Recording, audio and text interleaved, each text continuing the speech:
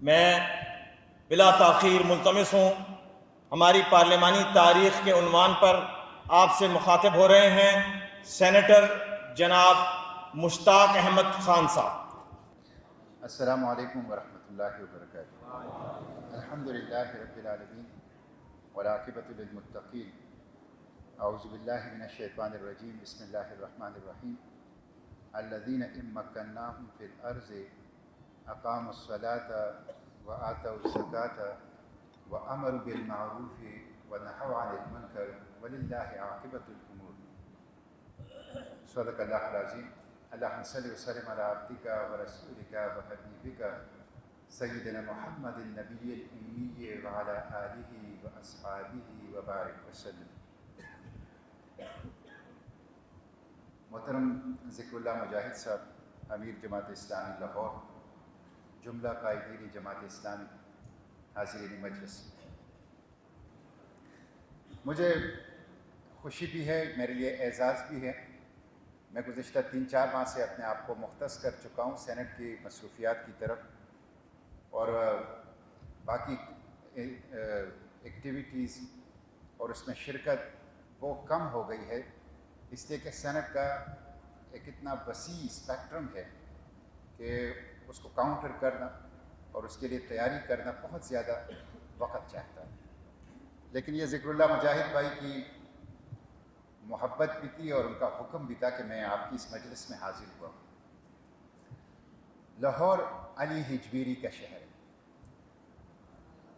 اور علامہ اقبال نے اپنی شہرۂ آفاق فارسی کتاب اسرار و رموز میں لکھا ہے کہ لاہور تہذیبی دارالخلافہ تھا۔ لوگ ہدایت کے لیے، لوگ رہنمائی کے لیے، لوگ راستہ ڈھونڈنے کے لیے جب پوری سب کانٹیننٹ اور سینٹرل ایشیا میں نظریں اٹھاتی تھے تو لاہور کی طرف اٹھا۔ ان کا ایک نظم ہے علی حجویری کی حکایت، اس کا پہلا بند ہے فارسی کا ہے کہ نوجوان قامت بالا چو سرو، نوجوان قامتش بالا چو سرو، وارد لاہور شد از شہر مرو۔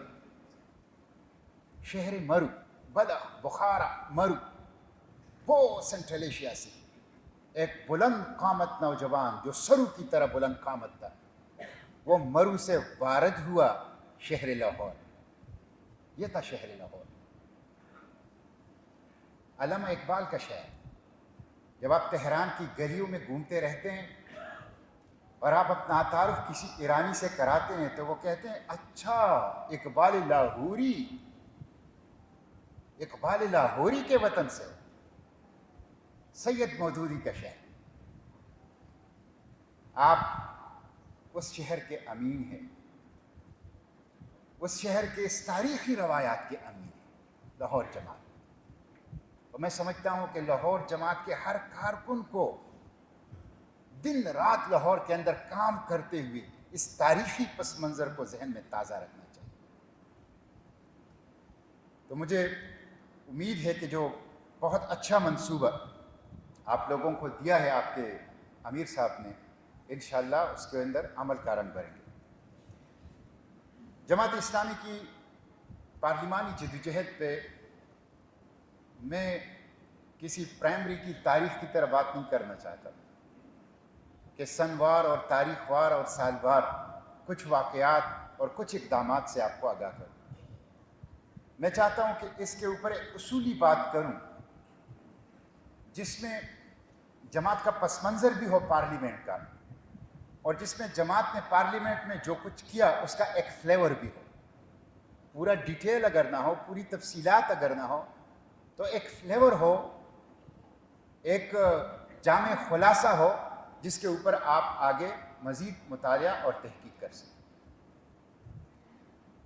جماعت اسلامی کی بنیاد مولانا سید ابوالعالیٰ مودودی رحمۃ اللہ علیہ نے رکھی، اور مولانا 1903 میں پیدا ہوئے، 1979 میں ان کی وفات ہوئی، اور 1920 سے ان کی انقلابی اور تحریکی جدوجہد کا آغاز ہے۔ تو ایک بھرپور 60 سالہ عوامی اسلامی انقلابی زندگی مولانا سید ابو الاعلیٰ مودودی رحمۃ اللہ علیہ نے گزاری. وہ چیف آرکیٹیکٹ تھے کنٹمپرری اسلامک ریسرجنس کے, chief architect of the contemporary Islamic resurgence مولانا سید ابو الاعلیٰ مودودی رحمۃ اللہ علیہ. انہوں نے 150 کتابیں لکھی اور 20ویں صدی کے سب سے زیادہ پڑھے جانے والے مصنف. ان کی شہرِ آفاق تفسیر تفہیم القرآن 6 جلدوں 4000 صفحات پر مشتمل انقلاب کا ایک پورا پروگرام, قرآنی انقلاب. مولانا سید ابو الاعلیٰ مودودی رحمۃ اللہ علیہ کو ان تاریخی خدمات کی بنیاد پر ان کے جو کنٹمپرریز تھے, ان کے جو ہم عصر تھے, بڑے لوگ تھے, انہوں نے ان کو ابن تیمیہ وقت, غزالی عصر, امام المسلمین, المسلم العظیم جیسے القابات سے نوازا. آپ اس سید ابو الاعلیٰ مودودی رحمۃ اللہ علیہ کے جدوجہد کے وارث ہیں, اور جماعت اسلامی کی بنیاد اس شخصیت نے رکھی. کس لیے رکھی تھی؟ جماعت کی بنیاد اس لیے رکھی تھی کہ اس جماعت کے ذریعے سے اظہار دین لیظہرہ علی الدین کلہ, اظہار دین, غلبہ دین کیا جائے. جماعت کی بنیاد مولانا سید ابو الاعلیٰ مودودی رحمۃ اللہ علیہ نے اس لیے رکھی تھی کہ اس کے ذریعے سے اقامتی دین کی جائے. ان اقیم الدین, اس دین کو ایسا قائم کیا جائے کہ بچشم سر لوگوں کو نظر آئے کہ دین اسلام قائم.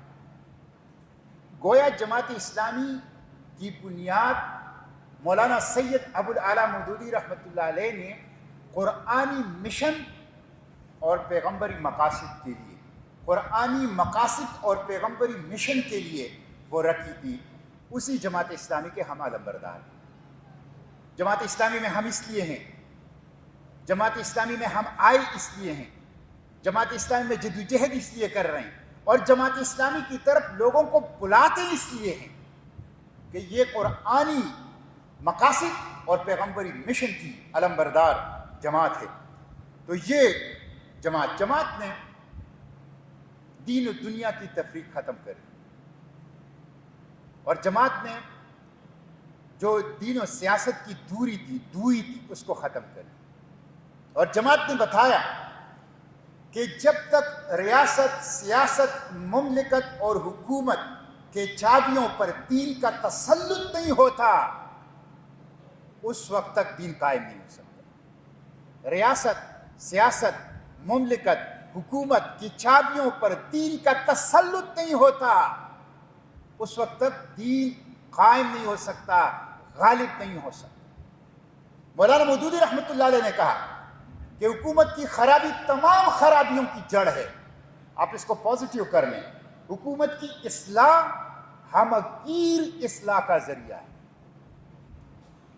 اس لیے دین و دنیا کی اور دین و سیاست کی جو یہ دوئی تھی, جو یہ دو رنگی تھی, جو یہ تقسیم تھا, جو یہ تفریق تھا, اس کو مولانا سید ابو الاعلیٰ مودودی رحمۃ اللہ علیہ نے اپنے لٹریچر سے ختم کیا قرآن و سنت کی روشنی میں, اور جماعت اسلامی دین و سیاست کی یکجائی کی علمبردار. اقبال کا شہر ہے تو اقبال کی اردو کی ایک نظم ہے, اس کا نام ہے پیر رومی اور مرید ہندی. پڑھ لیں, کچھ چیزیں آپ کو پروجیکٹ کے طور پہ میں دے رہا ہوں. اقبال کے اردو کلام میں سے پیر رومی مرید ہندی پڑھ لیں. ہندوستانی مرید ہے میری طرح, اس کے دل میں شکوک و شبہات ہیں, ابہامات ہیں, سوالات ہیں. اور رومی پیر ہے, رومی پیر علم کا خزانہ, سمندر جیسے چڑھتا دریا ہو, وہ ایسے چٹکیوں میں ابہامات کو دور کرتا ہے, اشکالات کا خاتمہ کرتا ہے, سوالات کا تشفی جواب دیتا ہے. تو ہندوستانی مرید اس سے پوچھتا ہے کہ کاروباری خسروی یا راہبی, کیا ہے آخر غایتی دینی نبی؟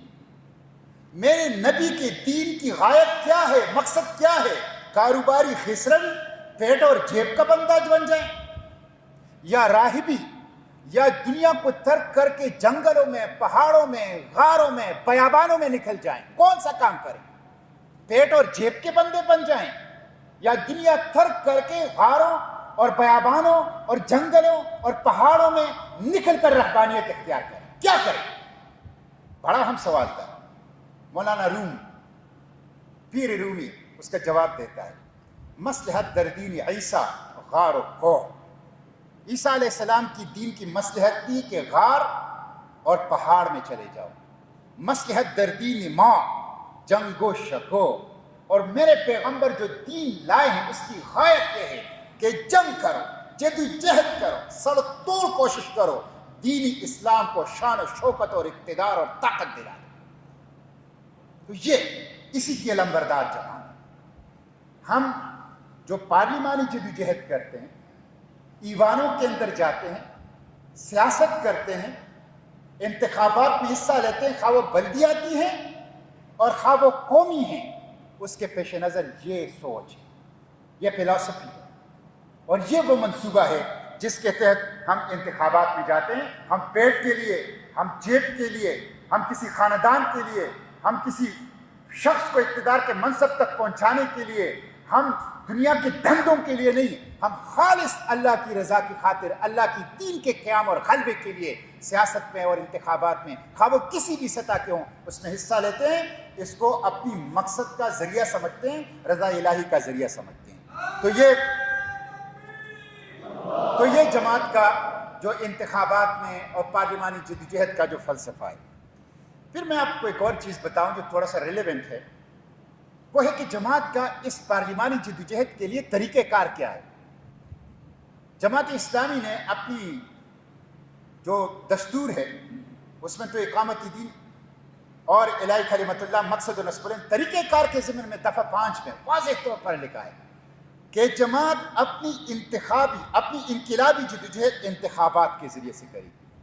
دعوت و ارشاد اور تبلیغ اور قلوب اور اذہان ان کو مسخر کرنا، waning of minds and hearts, انسانوں تک پہنچنا، انسانوں کے قلوب اور اذہان تک اپنی دعوت پہنچانا، انسانوں کے اندر تبدیلیاں لانا، اور جمہور کو، عامت الناس کو، ماسس کو، عوام کو اپنی دعوت کی پشت پہ کھڑا کرنا، جائز طریقوں سے، آئینی، جمہوری، برسری زمین، قانونی، اس طریقوں سے۔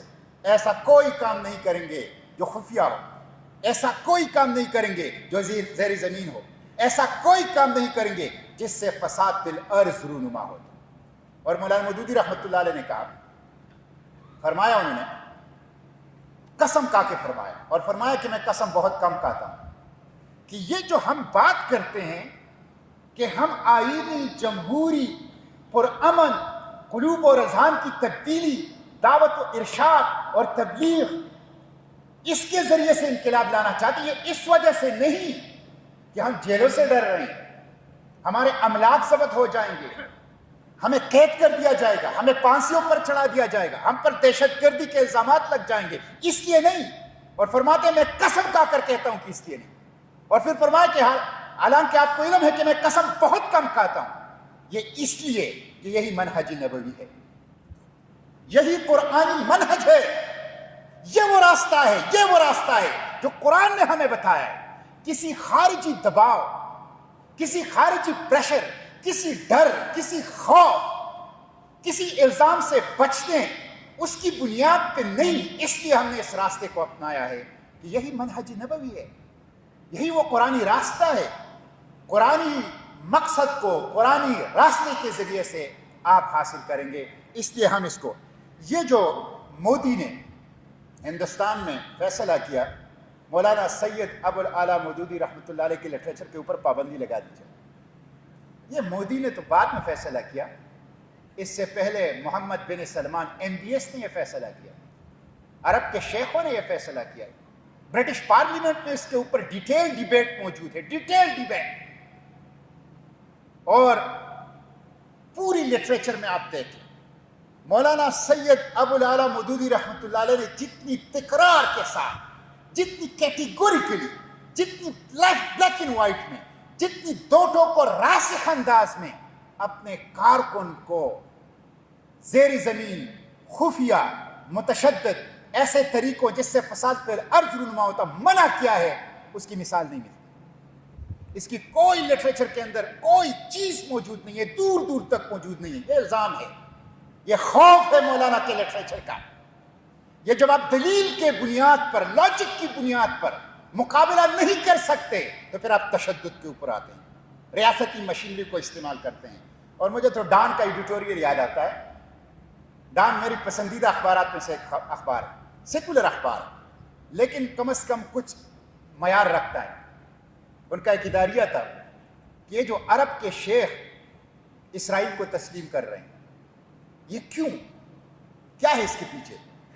وہ کہتے ہیں عرب کے شیخ جو اسرائیل کو تسلیم کر رہے ہیں اور امریکہ کا Abraham accord, deal of the century, یہ اس طرح کے اصطلاحات سے جو کزنز کو ملا رہے ہیں، کہتے ہیں آپ کزنز ہیں، عرب اور بنی اسرائیل تو کزنز ہیں، کزن کو ملاتے ہیں، ان کا صلح کراتے ہیں۔ یہ پورا یورپ اور امریکی کی سرپرستی میں جو کچھ، یہ کس لیے ہے؟ ڈان نے لکھا تھا کہ خوف ہے، خوف ہے۔ وہ کمیونسٹ مینیفیسٹو میں مارکس اور اینگلز نے لکھا تھا کہ یورپ کے اوپر ایک بھوت منڈلا رہا ہے۔ جب وہ کمیونسٹ مینیفیسٹو 1860 کے اندر لکھ رہے تھے، ایک بھوت منڈلا رہا ہے جس سے سب خوف زدہ ہے اور تھر تھر کانپ رہے ہیں، وہ ہے کمیونزم کا بھوت۔ آج اسلامی انقلاب کا بھوت آسیب ان کے پیچھے لگا ہوا ہے، اور اس کے لیے یہ بڑی طاقت ہے، اپنی غلاموں کی اتحاد اور ان کی ڈفرینسز ختم کر رہے ہیں۔ وہ کہتے ہیں پولیٹیکل اسلام کا راستہ روکنے کے لیے۔ پولیٹیکل اسلام ہی تو پارلیمانی جدوجہد ہے، پولیٹیکل اسلام ہی تو سیاست کی جدوجہد ہے۔ پولیٹیکل اسلام، وہ کہتے ہیں اس کے علمبردار کیا ہے ڈان اخبار میں؟ وہ کہتے ہیں اس کے علمبردار دو ہیں، دا اخوان المسلمین of Arab, the Jamaat Islami of Pakistan. آپ ہی ہیں اس وقت عالمی اسلام کے اندر مسلمان نہیں، راکھ کا ڈھیر ہے۔ یہ جو کل غزہ میں ہوا تھا، 5 چھوٹے چھوٹے بچے بچیاں، جب ان کو قیامت کے روز اللہ اٹھائے گا، ان بچی سے پوچھے گا بِأَيِّ ذَنبٍ قُتِلَتْ، اور وہ کہے گی کہ بغیرت جو 60 مسلم حکمران تھے، 60، ان کی بزدلی کی وجہ سے اسرائیل کو یہ ہمت ہوئی کہ ہمیں ماریں، تو ساقی کوثر، شافع محشر صلی اللہ علیہ وسلم کے سامنے یہ کیا جواب دیں گے؟ یہ پولیٹیکل اسلام، اس کے اعلیٰ علمبردار ہے۔ یہ پارلیمانی جدوجہد اس پولیٹیکل اسلام ہی کا ایک پرتو ہے، ایک نام ہے۔ تو یہ آپ کی جدوجہد ہے میرے بھائیوں، اسی جدوجہد کو لے کے آپ لوگوں نے آگے بڑھنا ہے۔ اب میں آتا ہوں کہ پارلیمانی جدوجہد سے، پارلیمنٹ میں پہنچنے سے پہلے جماعت نے جو پارلیمانی اصلاحات، دستوری اصلاحات کی جو کوششیں کی، وہ بھی ذکر کرنے کے قابل ہیں۔ جیسے ہی پاکستان بنا، مولانا مودودی رحمۃ اللہ علیہ نے مطالبہ نظام اسلامی اس طاقتور انداز سے اٹھایا کہ حکمرانوں کے لیے اس وقت کوئی راستہ ہی نہیں تھا کہ وہ اسلام کے نظام کی بات نہ کریں، ورنہ کھل کر یہ کہتے تھے اس وقت کے مسلم لیگ کی قیادت کہ اسلام کا نظام تو ایک سلوگن تھا، لوگوں کو اپنے پیچھے متحرک کرنے کے لیے، لوگوں کو اسکاس کی طرف راغب کرنے کے لیے۔ اسلامی نظام کے نفاذ کا ہمارا کوئی ارادہ نہیں ہے، پاکستان ایک سیکولر ملک ہوگا۔ یہ مولانا سید ابو العلا مودودی رحمۃ اللہ علیہ تھے جنہوں نے مطالبہ نظامی اسلامی اٹھایا، اور پہلی مرتبہ جو قرارداد مقاصد منظور ہوئی، وہ قرارداد مقاصد کی منظوری کے وقت مولانا سید ابو العلا مودودی رحمۃ اللہ علیہ جیل میں تھے۔ یہ ان کا آئیڈیا تھا، انہوں نے کہا تھا کہ انڈیا نے کانسٹیٹیوشن بنانے سے پہلے کانسٹیٹیوشن کے مقاصد طے کر لیے، اس لیے ہمیں بھی اپنے دستور بنانے سے پہلے دستور کے مقاصد کا تعین کرنا چاہیے اور واضح کرنا چاہیے۔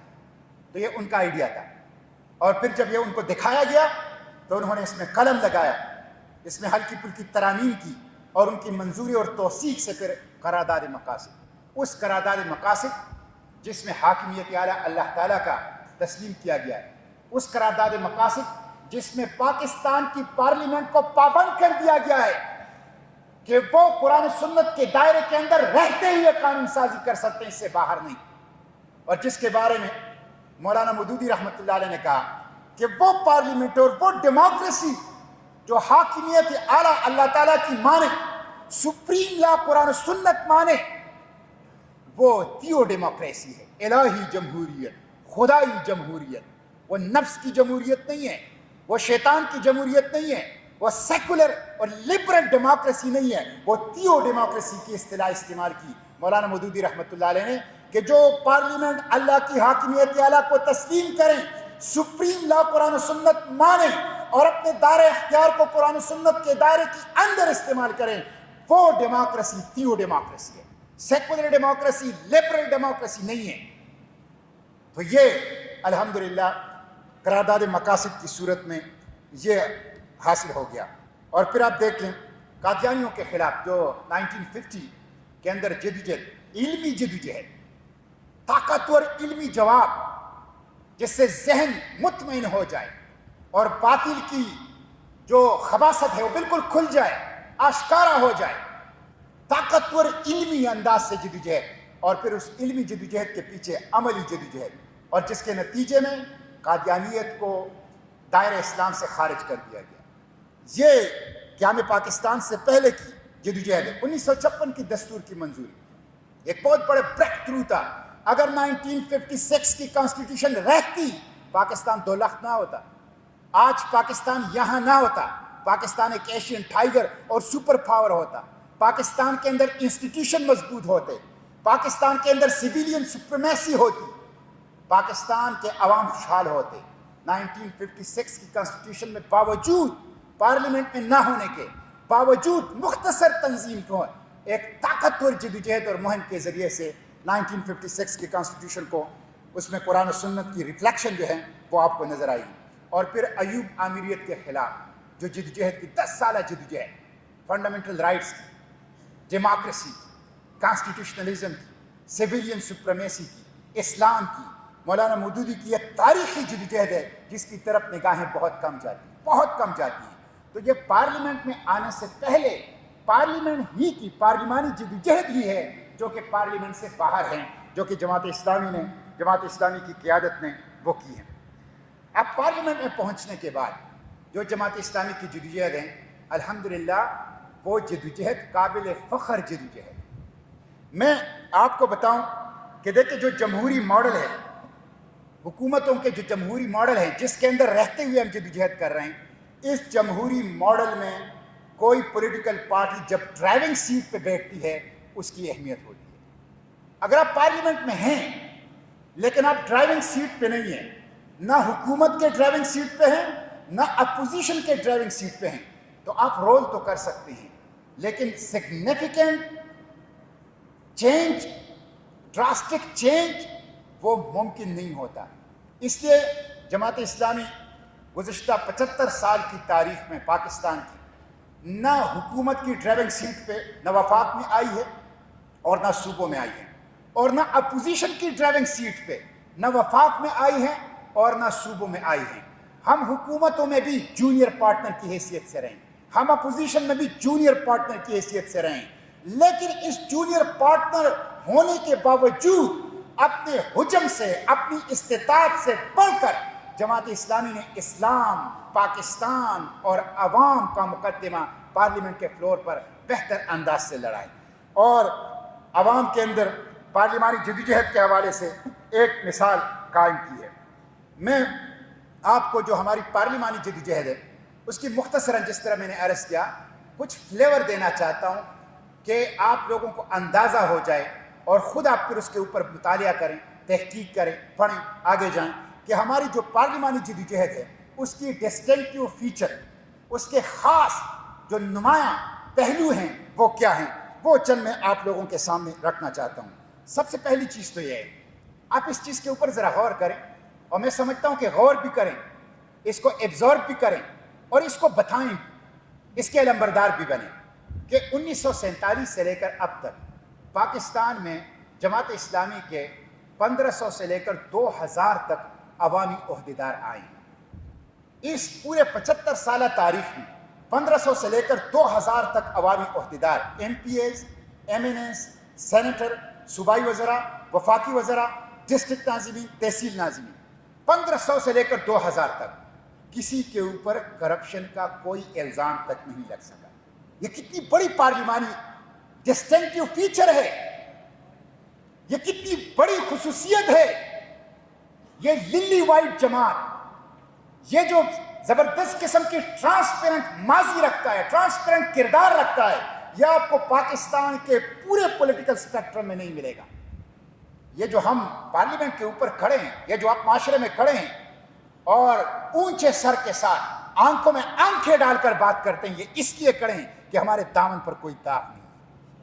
ایک ایسے پولیٹیکل سپیکٹرم میں جہاں پہ تبدیلی کے نام پر اور ریاست مدینہ کے نام پر جو پارٹی اقتدار میں آئی تھی، اس پارٹی کا چیئرمین خود کہتا ہے کہ خیبر پختونخوا میں ہمارے 20 صوبائی اسمبلی کے ممبر 60 کروڑ میں بک گئے، تھوک کے حساب سے 60 کروڑ میں، فی MPA 5 کروڑ روپے میں بک گئے۔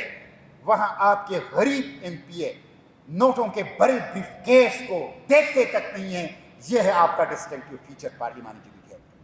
یہ جو سینٹ کے چیئرمین کے انتخاب میں ایک سینیٹر کو 1 ارب روپے کی آفر ہوتی ہے، 1 بلین روپی ایک ووٹ کی۔ یہ جو آپ کے لوگ مضبوطی کے ساتھ کھڑے ہیں، یہ وہ ڈسٹنکٹیو فیچر ہے جو آپ کو پاکستان کی پوری پولیٹیکل سپیکٹرم میں پارلیمانی جدوجہد کے اندر کسی سیاسی جماعت میں نظر نہیں آئی۔ یہ آپ کی ایسی ہائی مورل گراؤنڈ ہے، آپ ایک ایسی زبردست اخلاقی پوزیشن کے اوپر، جس کو کہتے ہیں پوزیشن آف اسٹرینتھ، اس کے اوپر کھڑے ہیں کہ آپ پارلیمنٹ کے اوپر بھی کھڑے ہو کے میں بات کرتا ہوں، ٹی وی ٹاک شوز کے اندر بھی میں بات کرتا ہوں، معاشرے کے اندر بھی میں بات کرتا ہوں، میں بھی کرتا ہوں، جماعت کا کارکن بھی کرتا ہے، کسی کے پاس اس کا جواب نہیں ہے۔ یہ ہے پارلیمانی جدوجہد۔ اور یہ جدوجہد، یہ جو ہم للی وائٹ ہے، یہ جو ہم ٹرانسپیرنٹ ہے، اس لیے تو ہم بات کرتے ہیں پارلیمنٹ کے اوپر۔ یہ جب ملٹری اسٹیبلشمنٹ کے ساتھ ملاقاتیں ہوتی ہیں مختلف اسٹینڈنگ کمیٹیز کے اندر، اور یہ جو بڑے بڑے انسانی حقوق کے علمبردار سیاستدان، یہ جو سویلین سپریمیسی کے اور کانسٹیٹیوشنلزم کے بڑے بڑے دعوے کرتے ہیں، یہ جب ملٹری اسٹیبلشمنٹ کے ساتھ جاتے ہیں تو سر جھکائے بیٹھے ہوتے ہیں۔ یہ جن کی ہوائی جہاز کے پروں کی طرف بڑی بڑی مونچھیں ہوتی ہیں، ہوائی جہاز کے پروں کی طرف بڑی بڑی مونچھیں ہوتی ہیں، وہ بھی اپنی مونچھیں نیچے کر کے وہاں بیٹھے ہوتے ہیں۔ وہاں ہم آنکھوں میں آنکھیں ڈال کر کہتے ہیں جناب غلط بات کر رہے ہو، غلط بات کر رہے ہو۔ یہ ہے وہ چیز۔ یہ کہاں سے آتی ہے یہ جرأت؟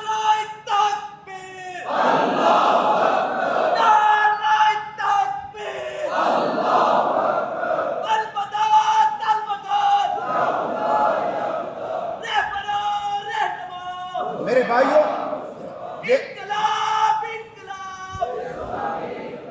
میرے بھائی یہ کہاں سے آتی ہے؟ اس لیے کہ میں چور نہیں ہوں، میں ڈاکو نہیں ہوں، میری راتیں اور دن ایک جیسے ہیں، میری کوئی خفیہ فائل نہیں ہے، میری کوئی خفیہ چیزیں نہیں ہیں، میں کسی سے نہیں ڈرتا۔ وہ سید قطب شہید فرماتے ہیں کہ 2 ہی چیزوں کا خوف ہوتا ہے، یہ آپ یاد رکھ لیں، بڑا اہم ہے۔ 2 ہی چیزوں کا خوف ہوتا ہے، ایک موت کا اور ایک رزق کا۔ وہ کہتے ہیں کہ موت کے 2 دن مقرر ہیں، ایک دن وہ ہے جس دن آپ نے نہیں مرنا، تو اس دن موت سے ڈرنا یہ فضول ہے، اور جس دن آپ نے مرنا ہے اس دن موت سے ڈرنے کا کوئی فائدہ نہیں ہے، تو کیا ضرورت ہے؟ اور موت کا فیصلہ اللہ کے ہاتھ میں، کسی کے ساتھ نہیں ہے۔ اور دوسرا رزق، اور رزق کا ذمہ اللہ نے لیا ہے، تو جب میری موت اللہ کے ہاتھ میں ہے اور میرے رزق کا ذمہ اللہ نے لیا ہے، تو میں ان جھوٹے زمینی خداؤں سے ڈروں کیوں؟ اس لیے ہم نہیں ڈرتے، ہم بات کرتے ہیں۔ ہمارے 2 چہرے نہیں ہیں کہ میٹنگ میں ایک چہرہ ہوتا ہے، پبلک میں دوسرا چہرہ، ہمارا ایک ہی چہرہ ہے، وہی جو میٹنگز میں ہوتا ہے، وہی جو پارلیمنٹ کے فلور پر ہوتا ہے، وہی جو ٹی وی ٹاک شوز میں ہوتا ہے، وہی جو جلسوں میں ہوتا ہے۔ آپ لوگ اس روایت کے علمبردار ہیں، اس کو قائم رکھو۔ امانت کے اوپر کوئی کمپرومائز نہ کرو، دیانت کے اوپر کوئی کمپرومائز نہ کرو، اپنی دامن ہمیشہ صاف رکھو، ہمیشہ صاف رکھو، خواہ بلدیات میں ہو، خواہ جماعت کی تنظیمی ذمہ داریوں پر ہو، خواہ صوبائی اسمبلیوں میں ہو، خواہ قومی اسمبلیوں میں ہو، خواہ سینٹ میں ہو، ہمیشہ اپنی دامن صاف رکھو۔ جب دامن صاف ہوگا بے خوف ہوں گے، کوئی ڈر نہیں ہوگا، کوئی خوف نہیں ہوگا۔ بڑی سی بڑی طاقت کی آنکھوں میں آنکھیں ڈال کر اس کے گریباں میں ہاتھ ڈال سکو گے، یہ بے خوفی یہ ہائی مورل گراؤنڈ سے آتی ہے۔ یہ ہے جماعت اسلامی کا وہ ڈسٹنکٹیو فیچر پارلیمانی جدوجہد کا۔ آپ لوگ اس کے امین ہیں، اس کو قائم رکھو میرے بھائیو، اس روایت کو قائم رکھو۔ دوسری چیز جو پارلیمانی جدوجہد کا ایک ڈسٹنکٹیو فیچر ہے جو میں آپ کے سامنے رکھوں گا، وہ یہ دیکھیں کہ آپ پوری ہسٹری کو اٹھا کے دیکھیں، ہمیشہ سے جماعت کا جو ممبر ہوگا وہ آؤٹ سپوکن ہوگا، کوئی اس کا مقابلہ نہیں کر، خواہ وہ تعلیم سے کم ہی کیوں نہ ہو، خواہ وہ تعلیم سے کم ہی کیوں نہ، آکسفورڈ والے بیٹھے ہوں گے، کیمبرج والے بیٹھے ہوں گے، یورپ اور امریکہ سے پڑھے ہوئے بیٹھے ہوں گے، جماعت اسلامی کے اور بڑی تعداد میں بیٹھے ہوں گے، جماعت اسلامی کا بندہ 1 یا 2 ہوں گے، اور وہ روایتی تعلیم اس نے حاصل ہوگی ٹاٹ سکولوں سے، سرکاری اداروں سے، لیکن وہ آؤٹ سپوکن ہوگا، موسٹ ووکل ہوگا اور موسٹ ایکٹیو ہوگا۔ یہ تھرو آؤٹ دا ہسٹری آپ کو پارلیمانی جدوجہد میں یہ چیز نظر آئے گی، right from the doctor Nazir شہید، ڈاکٹر نذیر شہید سے لے کر اس وقت تک جو ایک طاقتور ڈسٹنکٹیو فیچر جماعت کی پارلیمانی جدوجہد کا آپ کو نظر آئے گا، خواہ تعداد تھوڑی ہو، خواہ تعلیم میں کم ہو، لیکن آکسفورڈ اور کیمبرج اور یورپ اور امریکہ کے پڑھے ہوئے بڑی کثرت والے لوگوں کے سامنے موسٹ ایکٹیو، موسٹ ووکل اور آؤٹ سپوکن پارلیمانی جو نمائندہ ہوگا وہ جماعت اسلامی کا ہوگا۔ اس کو تسلیم کرتے ہیں آپ کی پارلیمانی اپوزیشن بھی، اور اس کو تسلیم کرتے ہیں میڈیا بھی، اور اس کو تسلیم کرتے ہیں انٹرنیشنل ادارے بھی جو تجزیہ کرتے ہیں پارلیمنٹ کی کارکردگی کا۔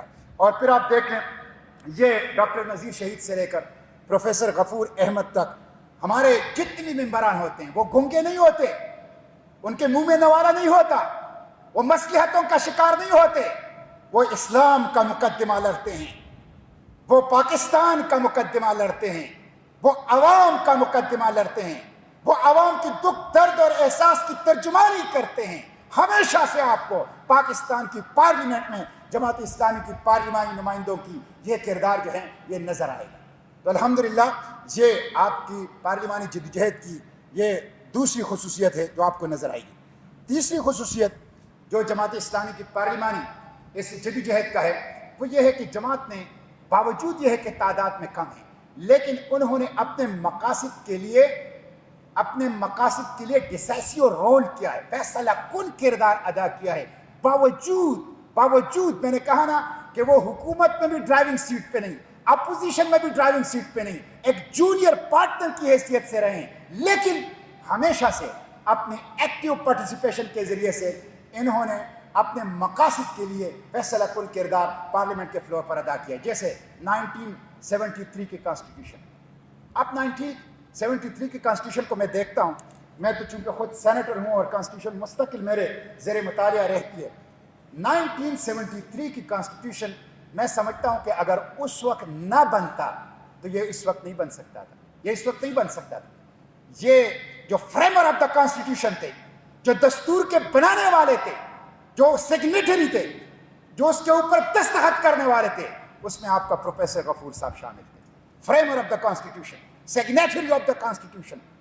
کانسٹیٹیوشن کیا ہے؟ ان موسٹ لبرل، موسٹ سیکولر ان لوگوں سے ایک ایسا کانسٹیٹیوشن 1973 کا جو کہ اسلامی دستور ہے، اور آپ اس کو ذرا دیکھیں نا، ان کے دفعات میں آپ کو ایک اور پروجیکٹ دیتا ہوں، آپ اس کے دفعات دیں، کانسٹیٹیوشن کے article 1، article 2، article 2A، article 3، article 31، article 35، article 37، 38، 41، 91، 227، 228، 229 اور 3rd شیڈول میں صدر اور وزیر اعظم کے حلف میں ختم نبوت کا اعلان۔ یہ دیکھیں نا، یہ دیکھیں، یہ دفعات میں نے آپ کو گنوائے، یہ دفعات کیٹیگوریکلی کہتے ہیں کہ سپریم لا قرآن و سنت ہے۔ پاکستان کا پارلیمنٹ قرآن و سنت کے دائرے سے باہر قانون نہیں بنا سکتا، اور اگر بن گیا تو قابل عمل اور نافذ العمل نہیں۔ یہ جماعت اسلامی نے باوجود تھوڑی تعداد اپنی مقاصد کے لیے جو میں کہتا ہوں فیصلہ کن کردار ہے وہ جماعت نے ادا کیا ہے۔ تو یہ جو آج پاکستان کے دستور وہ ایک اسلامی شناخت رکھتا ہے، پاکستان ایک اسلامی شناخت ہے، وہ بحاثت کے دستور میں ایوب خان نے جمہوریہ پاکستان کا نام لکھا تھا، اسلام کا نام ہٹایا تھا۔ لوگوں نے اسلام کی کیا ضرورت ہے، نام سے کیا ہوتا ہے، اسلام نہیں ہونا چاہیے۔ تو اس کے جو پارٹی تھی اس کا نام تھا کوئی مسلم لیگ کا، اس کے ساتھ کوئی اور فنکشنل مسلم لیگ، کوئی اس طرح کا مسلم لیگ تھا۔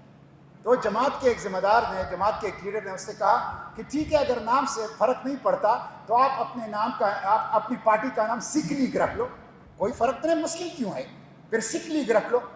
یہ جو جدوجہد ہے جس کے نتیجے میں پاکستان کے اندر مساجد محفوظ ہیں، مدارس محفوظ ہے، برقع محفوظ ہے، پگڑی محفوظ ہے، اسلام کے شاعر محفوظ ہے، قرآن کی تعلیمات محفوظ ہے، ہمارے پاکستان کی برکت سے ہے۔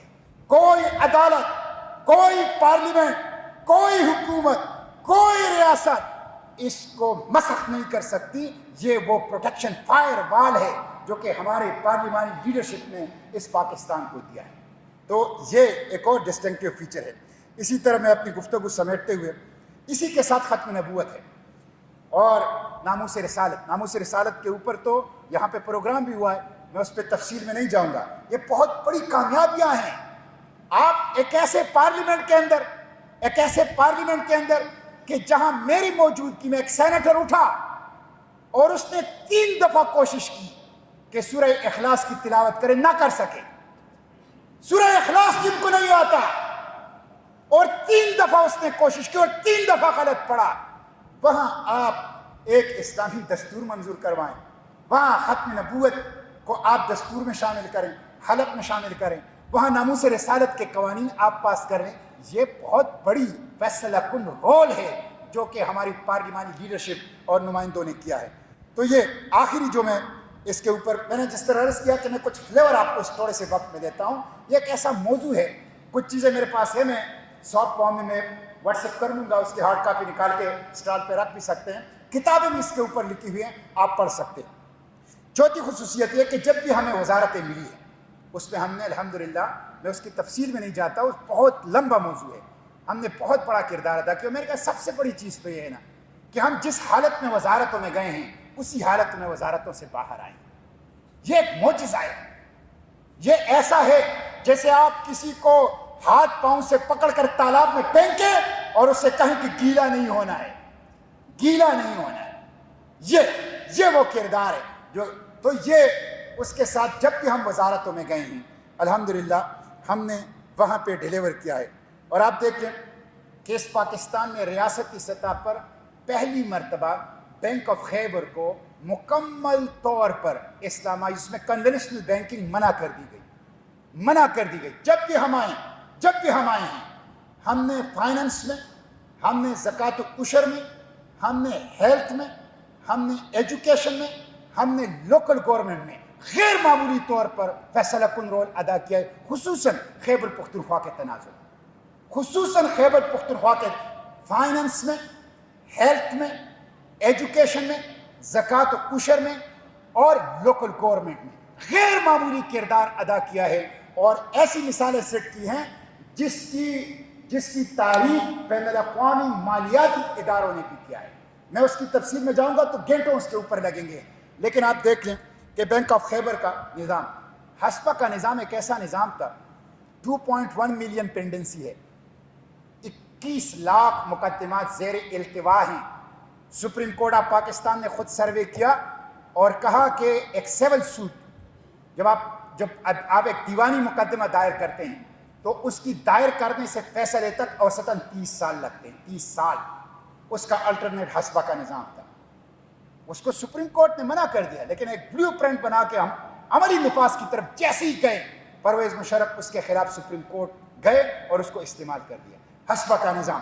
پھر آپ دیکھ لیں بینک آف خیبر کی مکمل اسلامائزیشن اور اسلامی بینکنگ عملاً کر دکھایا۔ اسلامی بینکنگ کے اوپر بھی آپ کا ایک پروگرام ہوا ہے، بہت اچھا اور ریلیونٹ موضوع تھا جس کے اوپر پروگرام ہوا ہے۔ ریاستی سطح پر اگر کہیں یہ پہلی دفعہ ہوا ہے کہ ایک پورے صوبے میں اپنے بینک کو مکمل طور پر کنونشنل بینکنگ پر پابندی لگا کے اسلامائز بینکنگ کی ایکٹ منظور کیا ہے تو وہ خیبر پختونخوا اور جماعت اسلامی کی وجہ سے ہوا ہے۔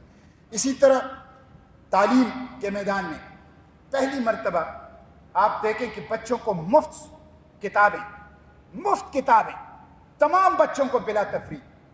بچیاں جو اسکول میں پڑھاتی ہیں ان کے والدین کو بچیوں کو پڑھانے کے عوض ماہانہ کی بنیاد پر راشن ملے گا. راشن ملے گا ان لوگوں کو جو اپنی بچیوں کو اسکول میں داخل کراتے ہیں.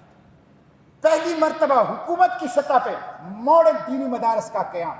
حکومت ماڈل دینی مدارس خود بنائے. یہ ماڈل دینی مدارس اس کے لیے فنڈ مختص کرنا اور ماڈل دینی مدارس قائم کرنا یہ پہلی مرتبہ ہوا. اور اسی طرح بلدیات. یہ جو بلدیات کا نظام تھا 2013-14 کا صوبہ خیبر پختونخوا میں جو کہ فلیگ شپ پروجیکٹ تھا پی ٹی آئی کا, یہ کس نے بنایا تھا؟ بنایا تو ہم نے تھا. ہم نے یہ بنایا تھا. ہم ہی اس کے آرکیٹیکٹ تھے. ہمارا ہی منسٹر تھا. یہ جو کہتے ہیں نا کہ پولیس خیبر پختونخوا کی پولیس سب سے بہتر ہے, خیبر پختونخوا کی پولیس اٹانومس ہے, خیبر پختونخوا کی پولیس اکاؤنٹیبل ہے, خیبر پختونخوا کی پولیس زیادہ پبلک فرینڈلی ہے. پولیس لا کس نے بنایا؟ خیبر پختونخوا کی موجودہ پولیس لا جماعت اسلامی کی بنائی ہوئی ہے. جماعت اسلامی کی بنائی ہوئی یہ پولیس لا. اور اسی طرح زکوٰۃ اور عشر 5 سال تک زکوٰۃ اور عشر کا تو قانون ہی نہیں تھا, نظام ہی نہیں تھا. عشر کا نظام بنایا. 5 سال تک زکوٰۃ اور عشر کا ٹرانسپیرنٹ انتظام کرنا کہ زکوٰۃ اور عشر کی تقسیم کی جو فہرست ہے وہ مقامی مسجد میں لگاؤ گے. مقامی مسجد میں لگاؤ گے تاکہ لوگوں کو پتہ چلے کہ کون زکوٰۃ لے رہا ہے اور کتنا زکوٰۃ لے رہا ہے اور کون زکوٰۃ دے رہا ہے اور کس کو دے رہا ہے. تمام مساجد کے اندر سرکاری زکوٰۃ لینے والوں کی پوری تفصیل وہ سامنے مساجد کے اندر لگائیں گے. یہ وہ جدوجہد ہے. اس لیے میرے بھائیوں, میں زیادہ وقت چونکہ ختم ہے, میں اس پہ مزید گفتگو نہیں کرتا. کچھ چیزیں میں سافٹ فارم میں آپ کے نظم کو منتقل کر دوں گا. اس کے اوپر کتابیں موجود ہیں. مختصر یہ کہ دیکھیں, آپ کی ایک بڑی شاندار پارلیمانی تاریخ ہے اور آپ اس کے وارث ہیں, آپ اس کے امین ہیں. آپ جدوجہد کریں. پاکستان میں مولانا مودودی رحمۃ اللہ علیہ نے کہا کہ 2 انقلابات رونما ہو گئے. ایک انقلاب تو یہ رونما ہو گیا کہ 1949 کے اندر قرارداد مقاصد وہ پاس ہو گیا تو جماعت نے طے کیا کہ ہم الیکشن میں حصہ لیں گے.